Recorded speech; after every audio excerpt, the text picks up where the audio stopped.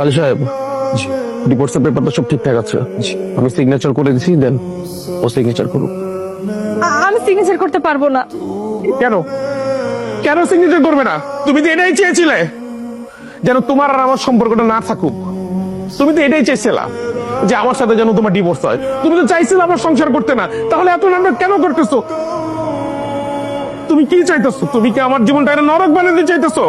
আমি কারো হাতের খেলনা হতে চাই না। সাইন করো ডিভোর্স পেপারে। না, আমি তো বললামই আমি এই ডিভোর্স পেপারে সাইন করতে পারবো না। আমি জানি তুমি আমার উপরে অনেক রেগে আছো, রেগে থাকাটাই স্বাভাবিক। আমি যদি তোমার জায়গায় থাকতাম হয়তো বা আমি এই ডিসিশনটাই নিতাম, কারণ এই বাড়িতে বউ হয়ে আসার পর থেকে দিনের পর দিন আমি তোমাদের সাথে মিথ্যে নাটক করে গিয়েছি। আমি তোমাদের বারবার এটাই বুঝিয়েছি যে আমি একটু অবুঝ মেয়ে, আমি কিছুই বুঝি না।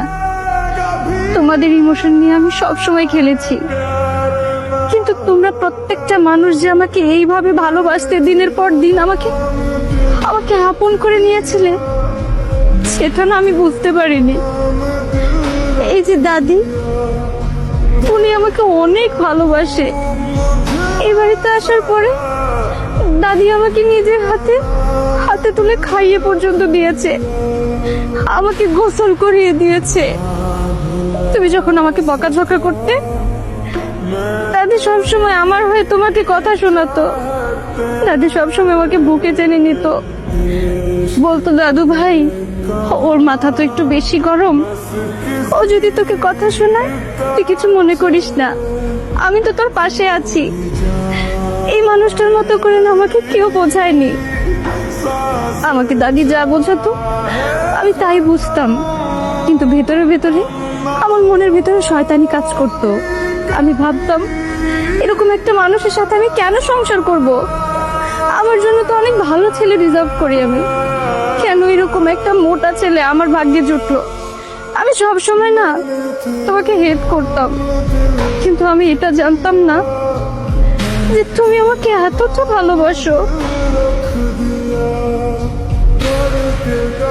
কারণ আমি জানি ওপরে ওপরে তুমি আমাকে অপছন্দ করলেও মন থেকে আমাকে ভালোবাসতে।